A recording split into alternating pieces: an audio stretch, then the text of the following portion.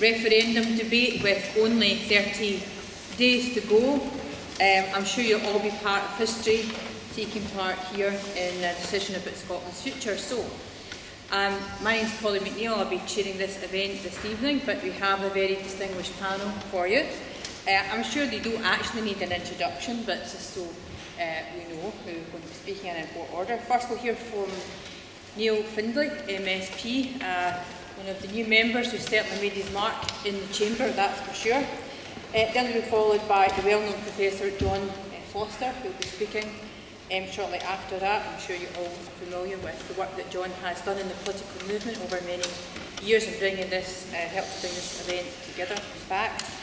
And Agnes Tomlie, who has been an absolute legend as far as I'm concerned in the trade union movement. She just arrived from Orkney, literally. She has been doing her bit in the referendum campaign, of course. I admire, as many women do, the work that she's done for women in the trade union movement.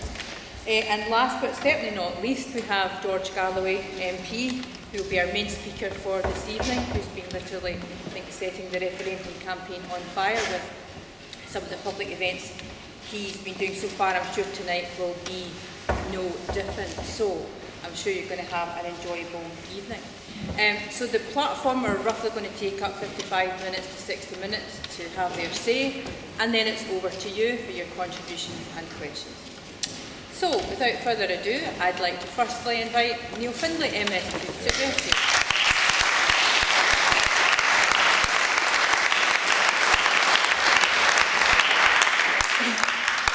Good evening, ladies and gentlemen. It's a pleasure to be here to put forward the Labour case for a no vote in the referendum we face in just a few weeks' time. And that is a Labour case not for the status quo, not for things to remain the same, but a case that demands and will deliver change. Change based on socialist values of cooperation, community, solidarity and justice. And I wouldn't insult anyone here by asking them to vote for the status quo.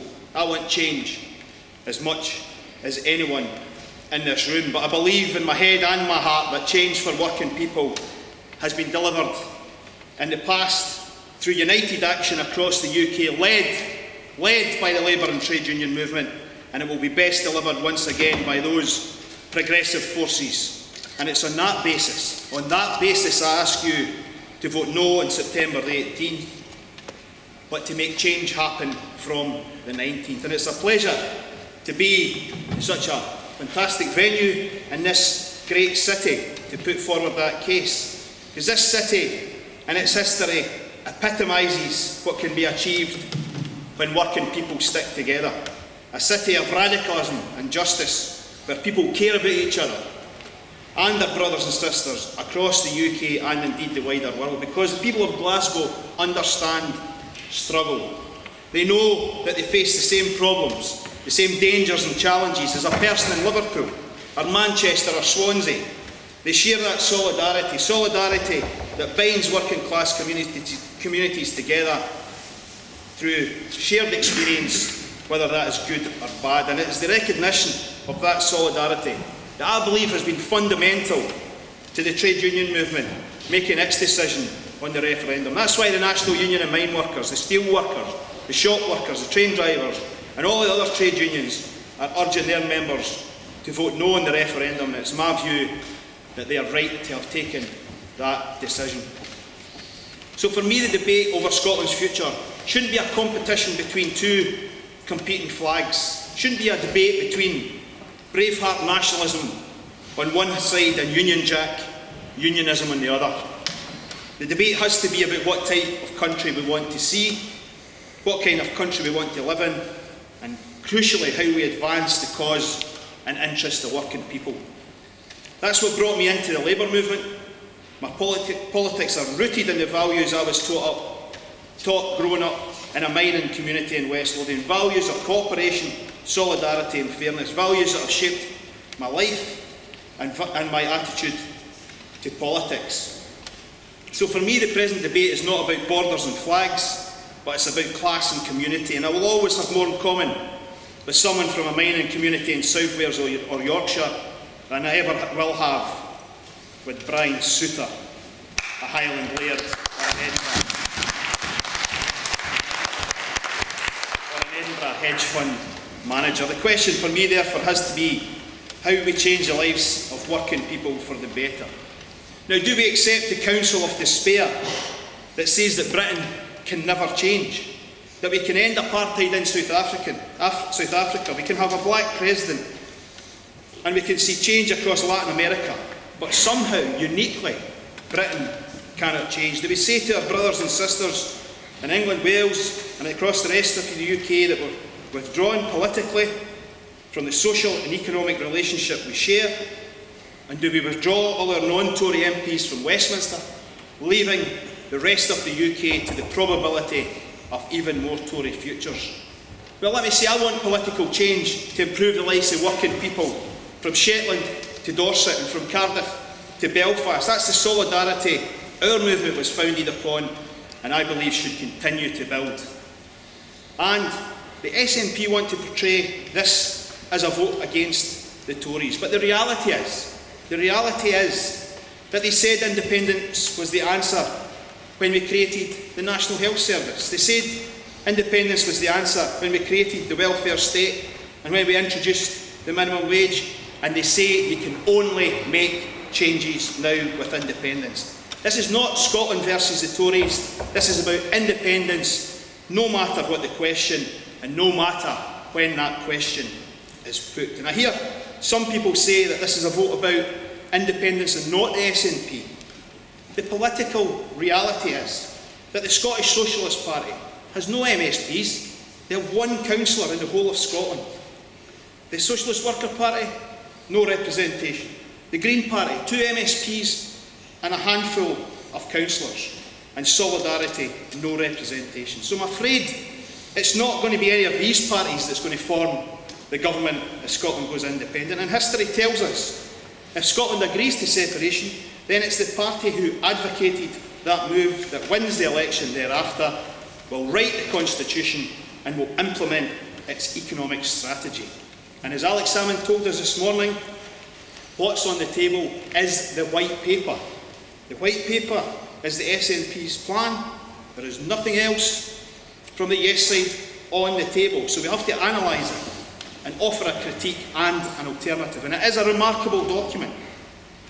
It promotes a vision of a country where everything that is bad miraculously disappears and everything good in life just gets better, all with a cross on a ballot paper. A place with its economy based on oil that will never run out, where everything is green, but we scrap air passenger duty and build new dual carriageways, where the bank of a foreign country controls the currency, where we have a monarchy, NATO and the EU, but at the same time we're somehow independent, where business competition increases but so does the minimum wage, where childcare is expanded, unfortunately just not now, where we'll become a progressive beacon, but where bankers and big businesses get a corporation tax cut of £350 million a year. A land where everything is better and yet it costs us nothing.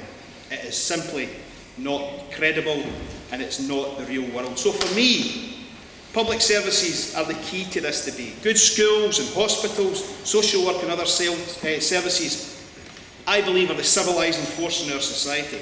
But you cannot build Scandinavian levels of public services at the same time as levy Texan levels of corporation tax. And what would happen if we cut corporation tax in Scotland? We might attract foreign investment.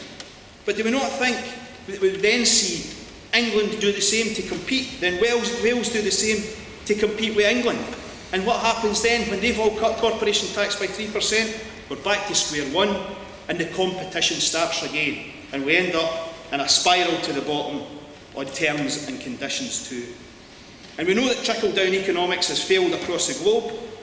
Yet it appears to be an experiment that the Scottish Government want to repeat in an independent Scotland. And if this was such a great wheeze, why are the Germans and the French and others not doing it too? You know, the corporation tax rate in Germany is 30%. Norway is 28%. Even Professor Joseph Stiglitz, Alex Salmond's own economic advisor, said of this policy, and I quote, "It's just a gift to the corporation and will increase inequality in our society." James Daunt, the head of Watterson's books, said it's a dash to the bottom and it is insanity because personally I think schools and hospitals are rather a good idea. Somebody has to pay for them. I think I couldn't have put it better myself. And what about this issue of currency? Well, I think the proposal for a currency union is a spectacularly bad idea. What this means is that we would hand control and influence over the interest rates, the borrowing, the regulation, and all other areas affecting the currency to what by then will be a foreign bank, the Bank of England. And the rest of the UK Chancellor would be in control of that.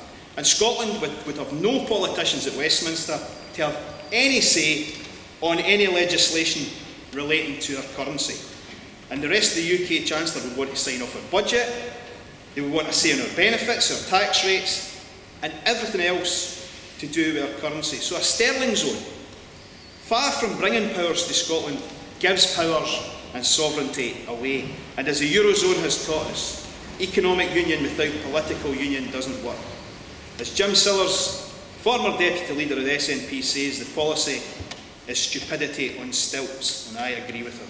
And of course, with all those Scottish non-Tory MPs removed from the Westminster Parliament, it will make it all the more likely that a future rest of the UK government would be a Tory one. Now what does that mean? Not just for us, but for our brothers and sisters in England, Wales and elsewhere in the UK. And this leads me to a key point. Historically, it has been the trade union movement, steeped in the values of cooperation and solidarity, that has been proudly at the forefront of radical change, demanding and securing the right to vote, the welfare state, the NHS and the minimum wage, and challenging the power of big business. So would dividing trade unions along national lines lead us to different struggles and different campaigns? Would it see different terms and conditions emerge, not always in our favour? And would the power and influence of capital find rich pickings in an economy the Scottish Government wants to make the most competitive in Europe? Or are we better, stronger and more able to defend our members and ourselves when we're working together and acting in the interests of working people across the UK? The mantra of our movement is unity is strength, and we forget that at our peril. Tell me if you've ever seen a banner that says disunity is strength. And can I nail the biggest lie told to date in this campaign, and that is the lie about the privatisation of Scotland's NHS in the event of a no vote. Scotland's NHS is fully devolved. It would take a vote of the Scottish Parliament to privatise it. No party in Scotland advocates that we do that. Not even the Tory party in Scotland. Although there is one person in Scotland who advocates the privatisation of the NHS. Mike Russell, the Cabinet Secretary for Education, not only wants to privatise the NHS, he wants to privatise the civil service too. Now, I abhor the privatisation we see in England, and Labour is committed to reversing it. But whether money is spent on the private sector or public sector in England, it is still public money, and Scotland gets its full share. And of course, the SNP argument only stacks up if you believe that private healthcare is cheaper and as efficient than publicly provided healthcare. It never, ever is. So on no level does that argument stack up, and they need to end the lies as soon as we can get them to shut up. And I would like to see a different Scotland emerge after September the 18th, one that finances public services, where our young people have opportunities to thrive and flourish, and an education system that values colleges just as much as it values universities, where our NHS is fully staffed and resourced, and our older people cared for with dignity and respect, where the taxation system redistributes our wealth through progressive taxation, tackling wealth and health, inequality and poverty. that lifts the standard of services and redemocratises local government, puts full employment at the centre of a national crusade. That doesn't require constitutional change, that requires political will. So, we have a choice on September the 18th. We can have the White Paper's vision, or we can have a Labour vision.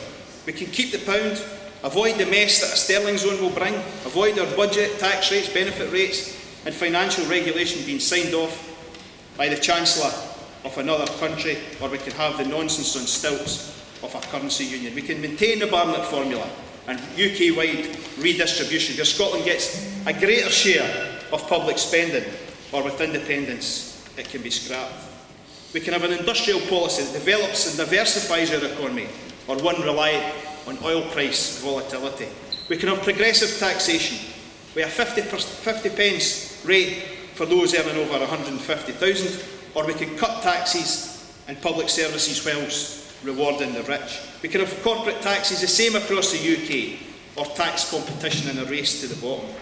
We can use procurement rules to end contractors paying under the living wage. We can end 0 hours contract and blacklisting, or we can see, as we did a few weeks ago, the SNP vote these progressive steps down.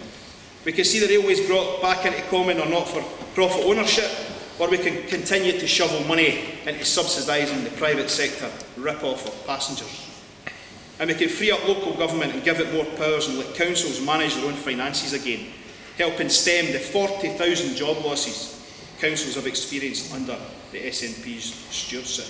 And we can use existing services, or we can create, spending millions setting up a new motor services agency, security and intelligence services, Scottish Rail Regulator, Scottish Air Traffic Control, Scottish Civil Aviation Authority, Scottish Passport Service, a Tribunal Service, Industrial Relations Service, and so on and so on. All these new agencies we would have to set up. And do you know, it cost 180 million to set up Police Scotland alone. And yet they predict it will only cost 200 million to set up a new country. Pie in the sky.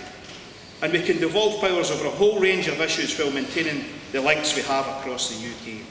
These are the choices you have to make on September the 18th. There's no shortcut to a more progressive and more socially just society. We'll only win that through collective action and shared struggle. And a low-tax Scotland at the mercy of the corporate giants, who in an independent Scotland will still operate from the City of London, but with no political representatives to have any influence over them, I believe is a nightmare scenario for working people in Scotland. So I appeal to you to vote no on September the 18th. But that is not a no for the status quo, it's a no for change. Thank you.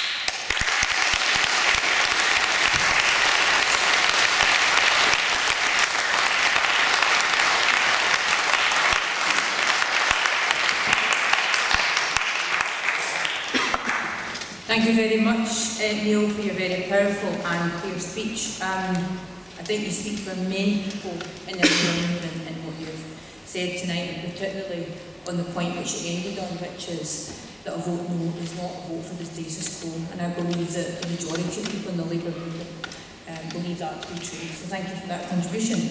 And now I'd like to call on John Foster to address you.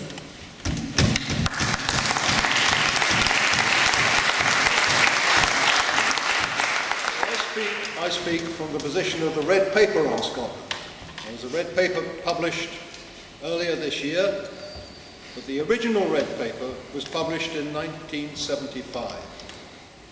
And it was the first comprehensive statement of the need for a Scottish Parliament, not a Scottish Parliament of an independent Scotland, but a Scottish Parliament that represented working people and had the power to use the power of working people against big business and capital.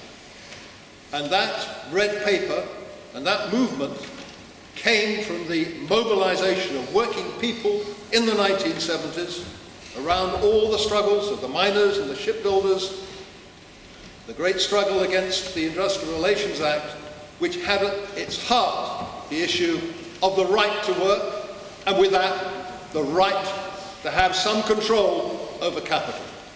That was the perspective then, and it was a very powerful and important part of the movement for a Scottish Parliament that was eventually created in 1997.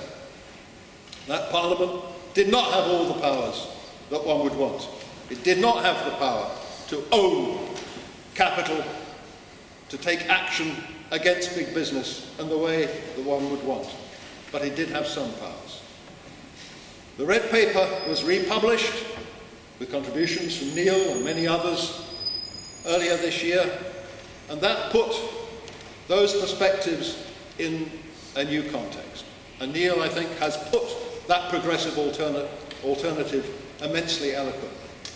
What I wanted to do was more touch on an ideological issue. I wanted to introduce James Connolly into the debate. Maybe Comrade George will be doing that later, but I wanted to introduce James Connolly. Now, it might be a dangerous thing to do. There may be some people in this audience who would say, oh, well, James Connolly, he would automatically be supporting independence, wouldn't he? But he wouldn't. James Connolly was a member of the ILP along with Keir Hardie. He supported Home Rule, independence for Ireland, Home Rule for Scotland. And he did it because, of course, he was a socialist who made a concrete historical analysis of the reality in which he worked. And he knew first that Scotland was not an oppressed nation in the same way as Ireland. It was a capitalist and colonialising country with an imperialist ruling class. Scotland's second formal colony, the first was Nova Scotia, was, of course, Ulster, proclaimed by the Scottish Parliament in the 1620s. So, no comparison in terms of the position of Scotland and Ireland as an oppressed nation. It would have been unthinkable to link the two for Connolly. But secondly, Connolly, like Hardie, knew that it was only the combined strength of workers across Britain that could take on the power of capital both in Scotland and at British level. Now, I raise Connolly because of his comment on state power in Ireland. And he made a very well-known quotation, but he also went on afterwards. He said, you can hoist a green flag over Dublin Castle, but nothing will change if land and capital remain in private hands. What he went on to say, and it's very relevant to where we are at the moment, nationalism without socialism, without a reorganisation of society on the basis of a broader and more developed form of common property, is tantamount to a public declaration that our oppressors have so far succeeded in inoculating us with their perverted concepts of justice and morality that we had finally decided to accept those conceptions for our own. In other words, you accept the ideas of the ruling class. And that's the real danger, I think, we face in this debate today in Scotland. That a majority will accept the declarations of the SNP and of the Souters and the McCalls and the Matthewsons that Scotland is different. Not really a capital society, it's social democratic. It believes in fairness and believes in equality. And I think everybody, I hope most people in this hall will know that is not the case. But that is what Connolly was talking about back 100 years ago. That's what he was talking about. That's the danger. The loss of class politics. A loss of the understanding that there is a ruling class, and there is a ruling class in Scotland that represents the power of capital at British state level and will continue to represent it after independence. Because the Lord Weirs and the Coates family and the big steel owners, they've not gone away. They've converted themselves into hedge fund managers, bankers. They commute between Edinburgh and London. That's who they are. And they've ensured that the SNP preserves all the key levers to enable them to maintain that state power. We already heard about it from Neil. Sterling, NATO, and the EU, not been mentioned, but we should say. Scotland, I think all objective figures will say it's got something of a bigger deficit than Britain as a whole, probably 8.7%. What does the Stability Treaty of 2012 say? It must be reduced to zero by 2018. That is the mandate. That means Scotland, if we go along with the White Paper and Alex Salmon, will have not just continuing austerity, but worse austerity. Worse austerity. These are the levers that are left there in the hands of a ruling class that is both Scottish and British. The productive, and again, this has already been said by Neil, the productive and financial resources of Scotland are controlled from outside, controlled basically from the City of London. The banks, and Agnes knows far more about this than I do, are entirely controlled basically by shareholders from outside Scotland, entirely. Although they do have links with the investment managers and the hedge funds operating out of Edinburgh, who found them indispensable, and they want them continued there because they use them. Oil, 90%, 99% controlled from outside. And all businesses in Scotland employing more than 250 people, 83% controlled from outside. In fact, if you look at the share registers, it's even more than that. And that gives the lie to the Scottish claim that the SNP claim that the Scottish people are more wealthy than virtually anybody else in Europe. Well, yes, there is wealth in Scotland, but the profit income based on that capital goes outside. 80–90% of it goes outside. And of course it also makes a mockery of the SNP's claim about neoliberal growth being produced by cutting corporation tax. What will be the net result of that? Just more of that profit income going outside Scotland. That will be the result. But most importantly of all, it underlines the need for class unity at British level.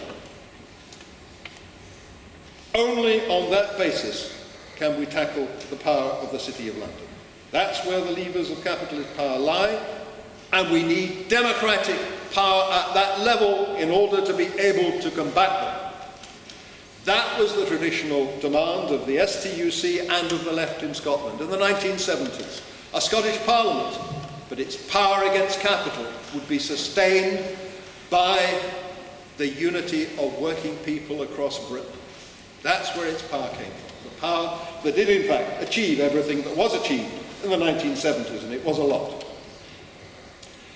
What we want, as I started out with, and I'll conclude, is a Home Rule Parliament in Edinburgh with power to own and control, and a Parliament in Westminster as a focus, as in the past, for class mobilisation with democratic power to take on big business and redistribute wealth and power across Britain in face of social need.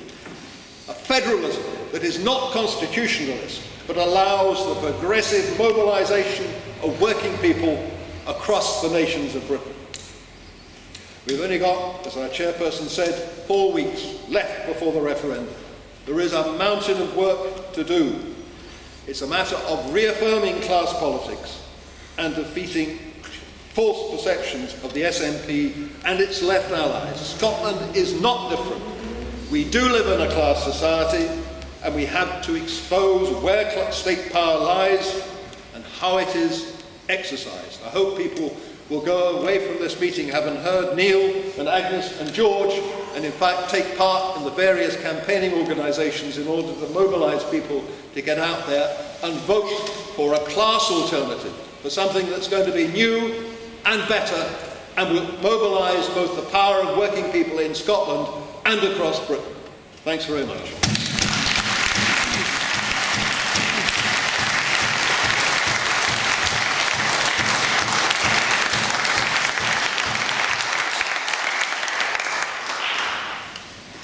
Thank you very much, John.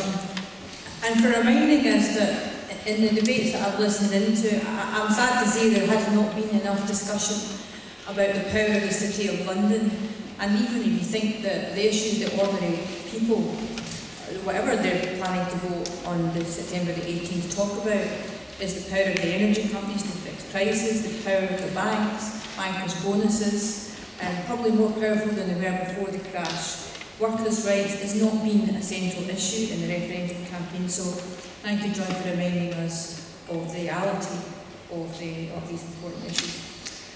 I'd now like to call on Agnes Tomlie. Now, thank you very much, Agnes, for making it here tonight, and only finding out at the last minute you were in fact the speaker and not the chair. But anyway, look forward to what you've got to say this evening.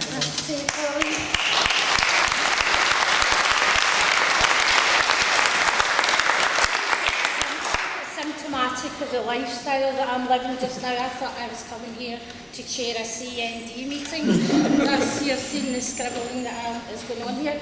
And just to make you aware just a bit about me, I work for the RBS, and so I thank you, everybody in here, for all your money for keeping me in a job.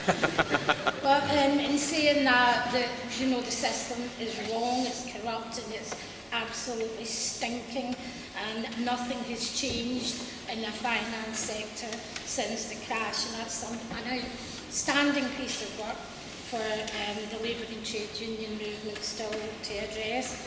I'm also the past president of the STUC, and I'm currently an EC member of Unite, and both these organisations, so when I get quoted they know, that both these organisations have adopted by member consent a neutral position. I, on the other hand, am quite clear about my position. Comrades, we are faced with a Lib Dem government who have systematically cut and slashed at our people's lives, their jobs, and in their hopes, their benefits, and with promises of much more to come. In fact, we're also on a promise from the SNP that if we vote yes, that they're saying a yes vote will put us on the road to recovery and everything will be easy. Would it no?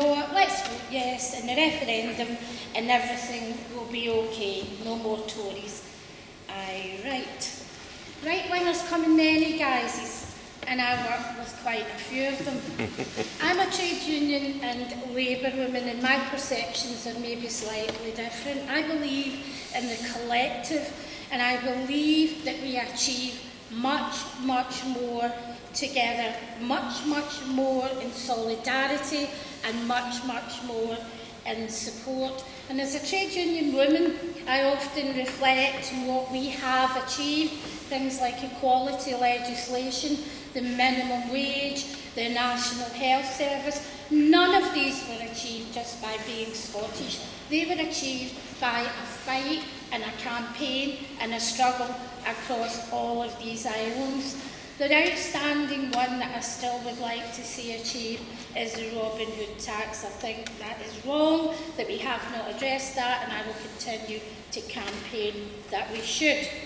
Now, for me, this debate should be about socialism and not separation, about decent jobs, decent wages, decent housing, and dignity for our older people and our disabled. I believe that this referendum is a diversion from what we should be doing and what our politicians should be spending their time on.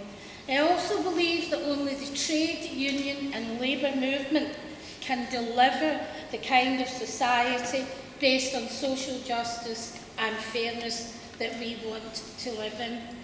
We are currently witnessing an increase in the gap of earnings between the workers and the employers that's getting wider and wider and wider.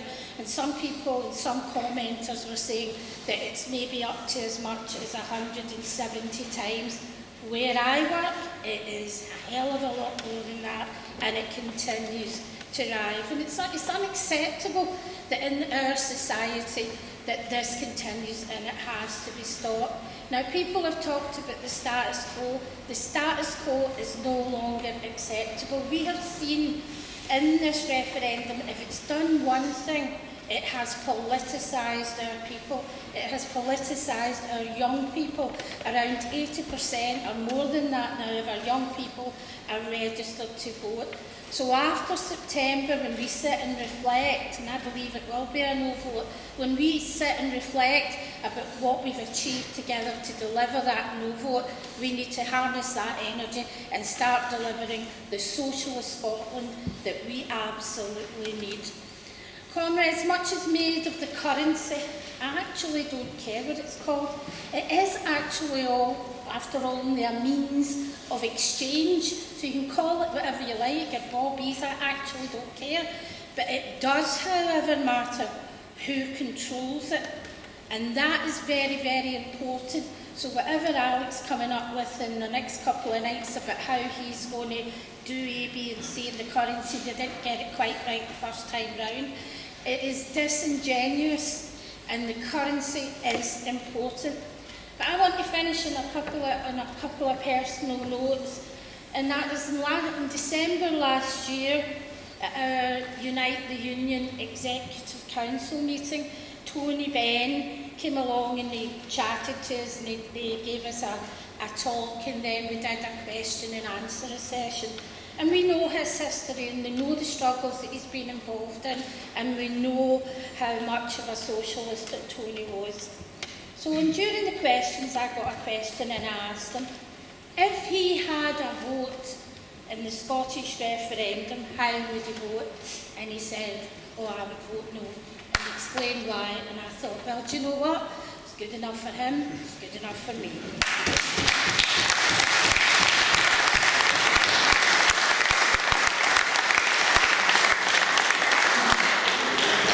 Thank you, Agnes. I think many men and women in the audience will recognise the work that people like Agnes did in the women's movement.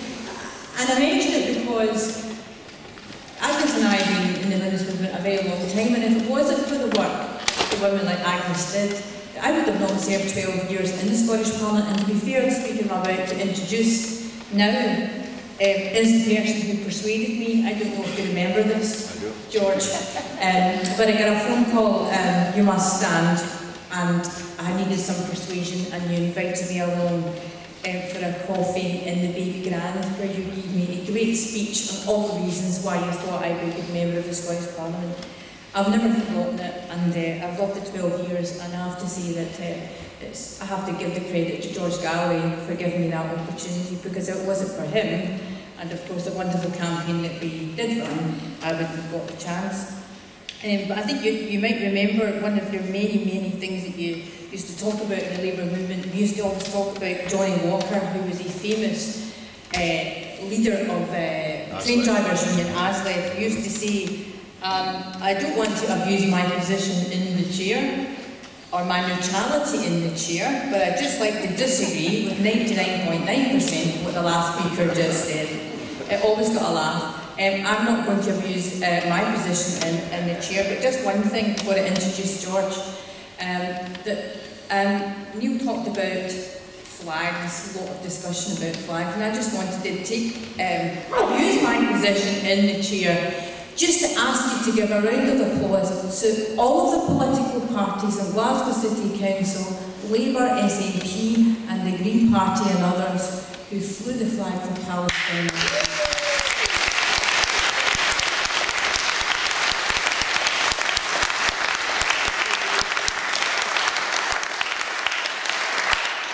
And I'm sure George will remind us that Dundee was always first, and that he was had a great deal to do with that and has done wonderful work. Anyway, enough said. I know you're really looking forward to hearing what George Galloway has to say on the referendum. George.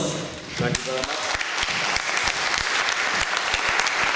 Thank you, comrades and friends, for arranging this meeting and for turning out for it. I hope you'll allow me a moment to abuse my position in this regard. I just heard as I was coming in the door of the death of my former colleague Sam Galbraith at the age of 68. Sam and I were elected on the same night in this city to the House of Commons in 1987, and I served many years in Parliament with him. He was a good friend of mine, helped me through some difficult days, and he was a good representative of Labour in Scotland. He was the only, I think, brain surgeon that we had in our ranks, certainly at that time, and he used to say to me he'd like to look into the heads of some of our colleagues. And so I'm very sorry that he has passed away. This meeting has been some good old-time religion, fittingly, in this venue, and I hope to continue some of the themes that have been developed so far. I was very glad that Neil, with whom I spoke yesterday in Faldhouse, in the Miners' Welfare Association, where hundreds of people gathered in a relatively small village in West Lothian, and he made some of the points yesterday that he made today. And the most important of them was the first one that he made, namely that none of us on this platform, at least, are here defending the status quo. In fact, the reason I have spoken at more than 20 meetings across Scotland so far, and will speak at more than 25 more in the next 30 days, sometimes 2 in one day, as yesterday in Faldhouse and Motherwell, is this. I don't want to stand in front of a Union Jack. I don't even like the Union Jack. It's nothing to do with me, the Union Jack. I'm not here to defend the United Kingdom. I don't even believe in the United Kingdom, because I believe, like Tomlie, that Ireland should be united and free, a point to which I shall return. But I do believe in the unity of the working class in this small island of Britain. And I do believe that if we sever it, that working people on both sides of the then existing border will be beggared, impoverished, but above all, weakened in their ability to challenge the forces that really control our society and that have been adumbrated by the others on the panel this evening. And I shall develop that point. But I wanted to start by drawing attention to the entirely false dichotomy which has emerged in this debate, that the division that matters is between either Scotland and England. If you're in the Twitter sphere, you'll know that there are apparently thousands, though it may only be hundreds with 10 accounts each, of people who believe that somehow the English are holding us back, and that if we were only free of the English, that we would be able to move further forward. When you challenge that false dichotomy, as I must, by pointing out that representing, as I do, virtually the poorest constituency in the entirety of this state, namely Bradford West, where the people are at the bottom of every league you'd want to be at the top of, and top of every league you'd want to be at the bottom of, they say, oh well, the north of England might be different. But that too is a false dichotomy. Because London, which they like to portray as paved with gold, in fact contains more poor people than all of Scotland or any other part of this state. In fact, within a 7-mile radius of the Houses of Parliament, more people are living in poverty than in the whole of Scotland. It's an entirely false dichotomy. The division is not between us here and them there, or us here and them there against them there. The dichotomy that matters is the one that John Foster so brilliantly expounded, between those who have and those who have not. And that will be entirely unaffected if we become a separate state on the 18th of September. The people who have the wealth and the power will be untouched by that decision. What will be gravely affected by that decision is our ability ever to take power and wealth away from them and redistribute it amongst the majority. And that ought to be obvious. It's really not rocket science. On the parliamentary level, 99% of the members of the British Parliament from Scotland are not Tories.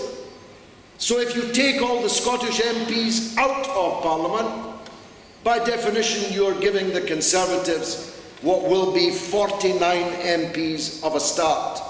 And I don't know about you, I mean no disrespect to the members of the Labour Party present, but I don't think Ed Miliband has the stuff to overtake a start of 49 MPs. So what you're actually doing is not getting out from under the Tories, you're actually keeping the Tories in power in London, in what will continue to be the British state. Now you might say, if you believe in Scots to the lifeboats and leave the rest on the sinking hulk, well, at least we'll be free of the Tories. But of course we won't. If Alex Salmond has his way, we'll be using a currency issued by, controlled by the government in London that will be perpetually Tory. What's independent about that? In fact, that's less independent than Scotland is now, because the people who are issuing the currency and who will decide our budget here decide on interest rates, decide on taxation policy, because nobody gives somebody else who's walking out the door on them the right to continue to use the credit card, the family credit card. I never knew a divorce like that. And believe me, I know about divorce. I never knew a divorce where you said to the person you're begging to stay, by the way, continue to use my credit card as you will. They will not. In fact, Alex Salmond will not even be permitted to implement his one and only plan, which is to continue to use sterling as a currency. And as has been said, it doesn't much matter to working people. We don't have that much of it.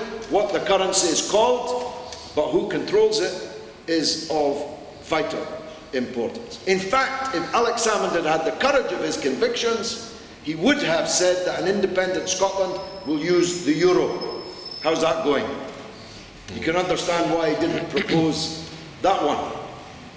And that leaves, therefore, only one alternative: the invention of a new currency.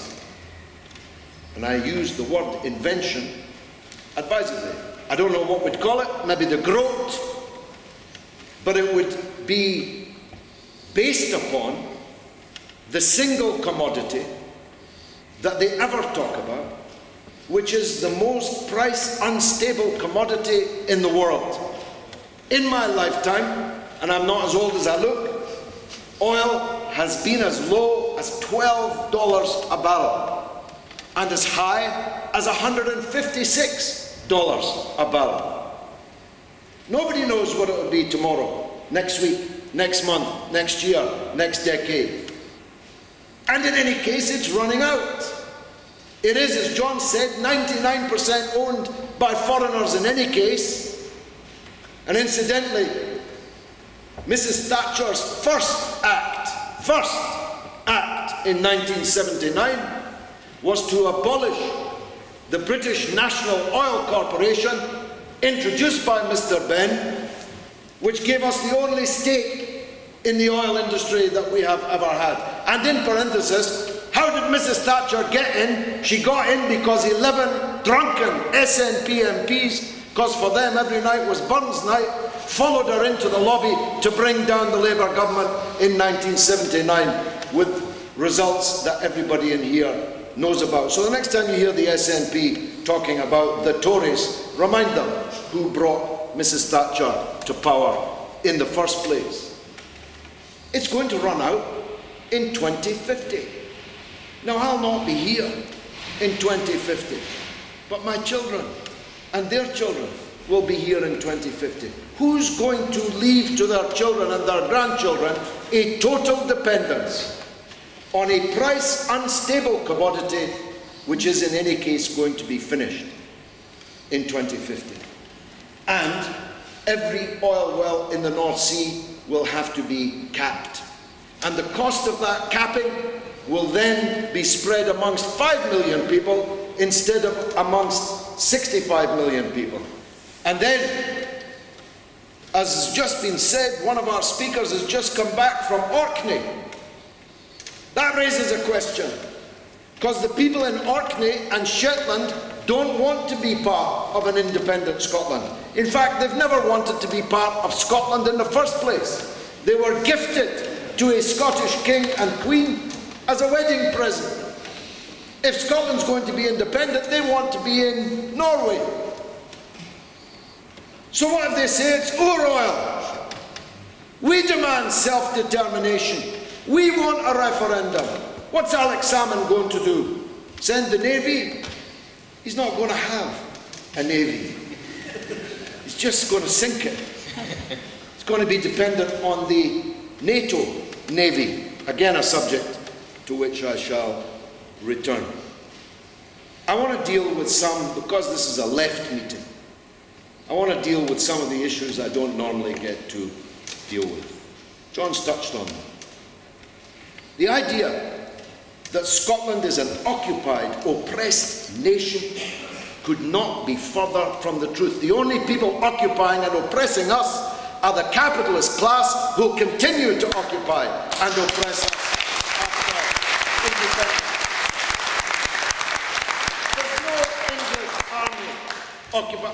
Somebody tweeted me this afternoon, imagine, Polly, 5 weeks after mass slaughter was unleashed on Palestine, to say, how come you're in favour of freedom in Palestine but not in favour of freedom in... Can you think of anything more obscene than to compare us to the people in Palestine?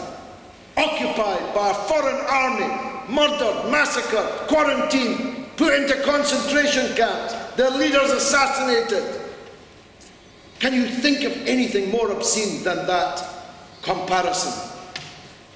Or they say, again this happened today, you're in favour of freedom and reunification in Ireland. Well, apart from the clue being in the word unification, apart from the clue being in the inference of opposition to partition, Ireland was occupied by Scotland and England.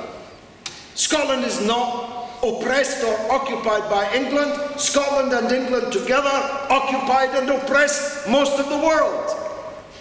The idea that we are a people who need freed is belied by the simple fact that the SNP have existed for the best part of 100 years.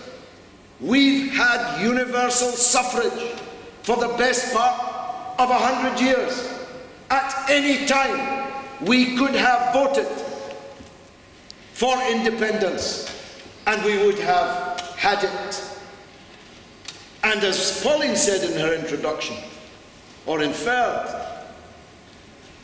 no, it was Neil in his speech, they were in favour of independence before we even had a national health service, before we had all the good things that we have managed to create. They were in favour of independence. They were in favour of independence before we even discovered oil. I don't know what we were, I forget now what we were going to live on. Then, shortbread exports, whiskey exports, square sausage exports, selling ice cream to tourists. I forget now what it was going to be. But they said that independence was the answer before we even discovered the oil that they're now utterly dependent on for their case for independence. And in parenthesis, to the man who's in the hall, who called me Lord Haw-Haw earlier, they were even in favour of independence when Hitler was at the Channel ports and when the rest of the people on this island were preparing to defend their very lives and the very existence of this country. And the leaders of the SNP were interned during the Second World War for their collaboration with Hitler and Hitler fascism. And the leading man, Arthur Donaldson, was then elected in 1960, 15 years after the end of the Second World War, in which he'd been interned, was elected as the president of the SNP. And he was the president of the SNP between 1960 and 1969. It's a bit much. A party that was led for nearly a decade by people who collaborated with Hitler, calling anybody else a quisling, don't you think? Don't you think? So, my view is really simple. When I say I'm part of the union, I mean the Transport and General Workers Union. I don't mean I'm here to defend the British state as it is. I want to change it almost entirely.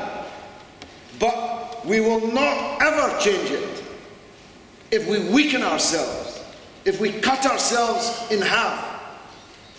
And lastly, I want to say this. Because I have, for 18 years as a Member of Parliament for this constituency in Glasgow, and for a few years before that, and several years since that, have lived mainly in England, I want to say that there is no fundamental difference between working people in Scotland and working people in England. They work for the same employers, they're members of the same trade union, they watch the same television, the same films, above all they speak the same language, they eat the same food, mainly curry, on both sides of the border. It is, in my opinion, almost never a good idea to break up countries. The problem is not that there are too few countries in the world, but that there are too many countries in the world. I want to see working people coming closer and closer together, not further and further apart. And it's one of the reasons why young people, Salmon thought it was a great quiz to cut for one time only the voting age from 18 to 16, thinking that the young people were daft. But young people, in larger numbers than the rest of the population, are going to vote no. Why? Because young people know better than ever. If you've got young teenage children at home, you bet that they're on Twitter or Facebook or the internet right now.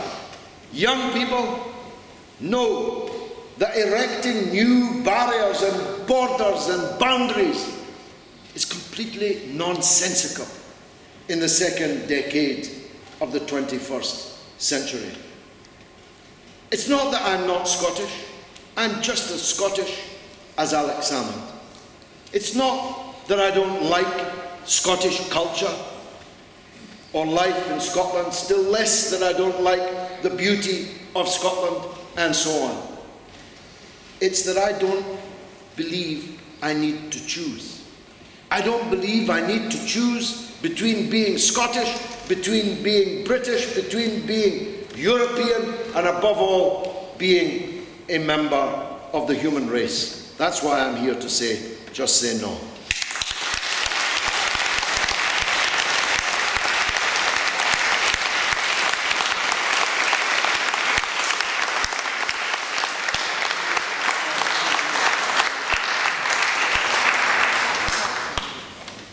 Thank you very much, George.